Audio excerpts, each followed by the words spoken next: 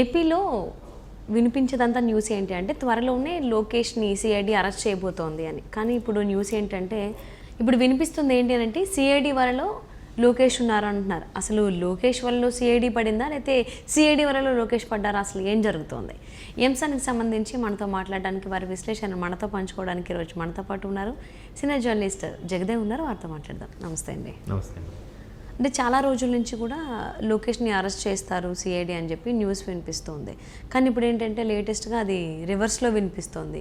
లోకేష్ వలలో సిఐడి పడింది అన్నట్టుగా. అసలు లోకేష్ వలలో సిఐడి పడిందా లేదా సిఐడి వలలో లోకేష్ పడ్డారా, అసలు ఏం జరుగుతుంది ఏంటి? అంటే యాక్చువల్గా చంద్రబాబు గారు అరెస్ట్ తర్వాత లోకేష్ గారిని కూడా అరెస్ట్ చేయాలని విశ్వ ప్రయత్నాలు చేశారు. బట్ ఆయన ఢిల్లీలో చంద్రబాబు గారి కేసు విషయంలో కానీ పార్టీ వ్యవహారాల విషయంలో కానీ కొంచెం హడావుడిగా తిరగడం అప్పుడు అవలేదు. తర్వాత ఎప్పుడైతే ఒకసారిగా చంద్రబాబు గారు అరెస్ట్ అయిన తర్వాత టీడీపీ గ్రాఫ్ పెరిగింది, వైసీపీ గ్రాఫ్ డౌన్ అయింది అనుకున్న సందర్భంలో వైసీపీ నేతలే చాలామంది వరకు బాబు చంద్రబాబు గారిని అరెస్ట్ చేశారు, విడుదల చేసేయండి, లేదంటే లోకేష్ గారిని ఇంకా అరెస్ట్ చేయొద్దు, టీడీపీకి ఇంకా సానుభూతి పెరిగిపోయే అవకాశం ఉంది అన్నట్టుగా కూడా విన్నవించుకున్నారు అధినేతకి. ఇది ఇలా పక్కన పెడితే లోకేష్ గారు మొదటి నుంచి చెప్పేది కూడా ఏంటంటే ప్రభుత్వ అధికారులు ఎవరైతే ఉన్నారో, ఎస్పెషల్లీ సివిల్ సర్వెంట్స్, ఐఏఎస్లు ఐపీఎస్లు ఎవరైతే ఉన్నారో వాళ్ళు ప్రభుత్వానికి కొమ్ము కాసే విధంగా కాకుండా న్యాయానికి చట్టానికి లోబడి ప్రజల తరపున కొమ్ము కాసేలాగా ఉంటే బాగుంటుంది. అలా కాకుండా నాయకులు చెప్పినట్టుగా తప్ప ఒప్ప అని ఆలోచించుకుంటా స్ట్రైట్ అవే చర్యలు తీసుకోవడం చేస్తున్నారు. వీళ్ళు కలకాలం ఉండే మనుషులు, వీళ్ళు 60 ఏళ్ళ వరకు వాళ్ళు సర్వీస్ చేస్తారు. ఇక్కడ రాజకీయ నాయకులు ఇవాళ ఉంటారు, రేపు ఉండరు, 5 ఏళ్ళ వరకు ఉంటుంది వాళ్ళ ఆప్షను. అలా చేయడం ఎంతవరకు కరెక్టు? అటువంటి వ్యక్తులు చాలామంది ఉన్నారు ఈ ప్రభుత్వంలో, ఈ రాష్ట్రంలో. అటువంటి వాళ్ళ పేర్లని కూడా నేను ఈ డైరీలో, ఆయన చేతిలో ఒక రెడ్ డైరీ ఉంటుంది, ఆ రెడ్ డైరీలో పేర్లు నోట్ చేసుకుంటున్నాను. ఖచ్చితంగా మా ప్రభుత్వం వస్తుంది, మా ప్రభుత్వం వచ్చిన తర్వాత ఆ రెడ్ డైరీలో ఉన్న పేరున నేను వాళ్ళందరికీ బదులు తీర్చుకుంటాను, సమాధానం ఇస్తాను. నేను వాళ్ళందరికీ నేను ఒక ఖచ్చితమైన సమాధానం ఇస్తాను అన్నట్టుగా లోకేష్ యువగలం పాదయాత్రలో చాలా సందర్భాల్లో చెప్పారు, చాలా సమావేశాలు కూడా మాట్లాడారు. సో ఇదే అంశంపై పవన్ కళ్యాణ్ గారు కూడా చాలా సందర్భాల్లో పార్టీ సమావేశాల్లో కూడా మాట్లాడడం జరిగింది. ఇక్కడ అధికారులు ఒకవైపే కొమ్ము కాసేలా ఉన్నారు, న్యాయంగా లేరు అన్నట్టుగా. సో ఎప్పుడైతే ఇతను ప్రతి జిల్లాకు కానీ ప్రతి దగ్గర కూడా హైర్ అఫీషియల్స్ ఎవరైతే ఉన్నారో సివిల్ సర్వెంట్స్ సంబంధించి వాళ్ళ పేర్లు డైరీలో నోట్ చేసుకుంటూ ఎవరెవరు ఏ చర్యలకు పాల్పడ్డారు, ఎవరెవరు ఏ విషయాలకి ఎలా రియాక్ట్ అయ్యారు అనే దాని మీద ఆయన ఒక నోట్ చేసుకుంటున్నారు. ఆయన అది ప్రతి 2-3 సందర్భాల్లో ఆయనే స్వయంగా చెప్పారు కూడా మీడియా మిత్రులతో.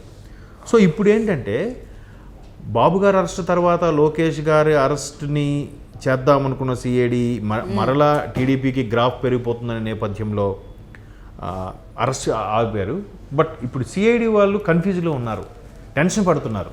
అంటే ఒక విధంగా సిఐడి చీఫ్ అక్కడి నుంచి కూడా ఆ టీం అంతా కూడా మా పేర్లు కూడా ఉన్నాయా, మమ్మల్ని కూడా ఇందులో ఇరికించే ప్రయత్నం చేస్తున్నారా, ఏంటి నెక్స్ట్ ప్రభుత్వం వస్తే మా పరిస్థితి ఏంటి, ఇట్లా ఈయన తిరిగి మాకు బ్లాక్మెయిల్ చేసే పరిస్థితి వస్తుంది ఏంటి అన్నట్టుగా సిఐడి టీం వాళ్ళందరూ కూడా ఆల్రెడీ సిఐడి కోర్టు కూడా అప్పీల్ చేసుకున్నారంట.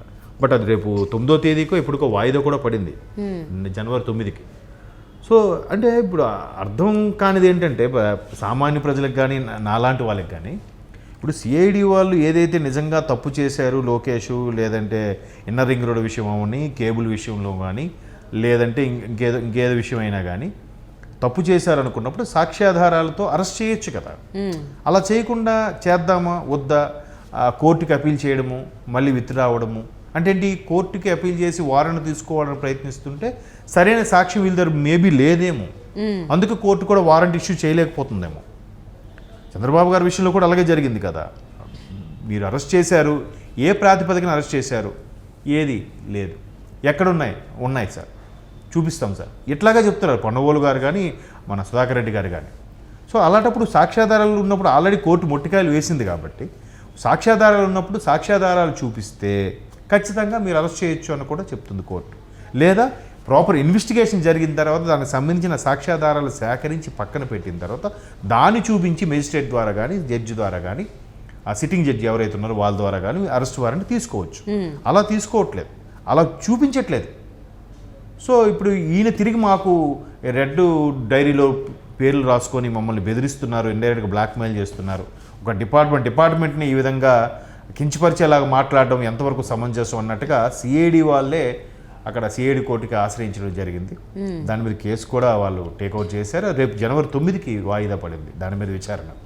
అంటే వీళ్ళు హుందాగా బతకాల్సిన వీళ్ళు ధైర్యంగా వెళ్ళి లోకేష్ గారిని లేకపోతే తప్పు చేసిన వాళ్ళని ఎవరినైనా అరెస్ట్ చేయాలి చేసేవాళ్ళు ఆయన ఏదో అన్నారని చెప్పి వీళ్ళు మేమాంసలో పడిపోయి ఏంటిది మేము తిరిగి ఇరుక్కుంటున్నామా, మేము తిరిగి ఆ చట్టంలో ఇరుక్కుపోయామా, మా నెక్స్ట్ టీడీపీ గవర్నమెంట్ వచ్చిన తర్వాత మా పరిస్థితి ఏంటి అనే క్వశ్చన్ మార్క్లోకి వెళ్ళిపోయారు. కాబట్టి వీళ్ళు కోర్టును ఆశ్రయించారు. క్లియర్గా కనబడుతుంది కదా, ఇది ఎక్కడ రివర్స్ ర్యాగింగ్ చెప్పండి.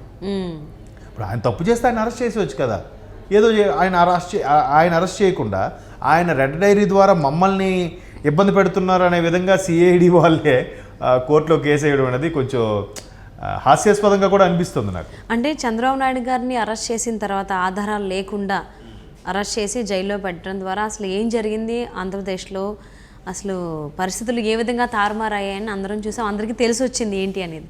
మరి లోకేష్ గారిని ఇప్పుడు అరెస్ట్ చేస్తే చంద్రబాబు బయట ఉన్నారు కాబట్టి సిచ్యువేషన్ ఇంకెలా చేంజ్ అవ్వచ్చు, ఇంకెంత వరస్ట్ అయిపోతాయేమో అనేటువంటి ఆలోచనలోనో లేకపోతే కైండ్ ఆఫ్ ఫియర్లోనో వెనకడిగేసి ఉండొచ్చు అనుకోవచ్చా? అలా కూడా అదే అంటున్నానండి. ఇప్పుడు చంద్రబాబు గారు అరెస్ట్ అయిపోయిన తర్వాత మళ్ళీ ఆయన్ని 3 నెలల వరకు బయటికి రానివ్వము, అవసరమైతే ఎలక్షన్స్ వరకు కూడా రానివ్వము అని ఆ కేసు ఈ కేసు బనాయించి చేద్దాం అనుకున్న సందర్భంలో చాలామంది వైసీపీ అంటే బయటకు వచ్చిన వాస్తవం ఇది. అంటే కొంతమంది రోమర్ అంటారు, నేనైతే వాస్తవం అని నమ్ముతున్నాను. ఎందుకంటే ఆ వైసీపీ నేతలందరూ కూడా ముఖ్యమంత్రి జగన్మోహన్ రెడ్డి గారికి విన్నవించుకున్నారట, ఇంకా చంద్రబాబు గారిని మీరు అరెస్ట్ చేసే కాన్సెప్టే పెట్టద్దు, ఆయన కంటిన్యూగా జైల్లో ఉండే కాన్సెప్ట్ పెట్టద్దు, పెడితే స్తబ్దుగా ఉన్న ఏవైతే టీడీపీ శ్రేణులు ఉన్నాయో అవన్నీ హైపర్ యాక్టివ్ అయిపోయి అందరూ కూడా రోడ్ల మీదకి వచ్చి నిరసన తెలియజేస్తున్నారు, ప్రభుత్వ వ్యతిరేకత పెరిగిపోతుంది.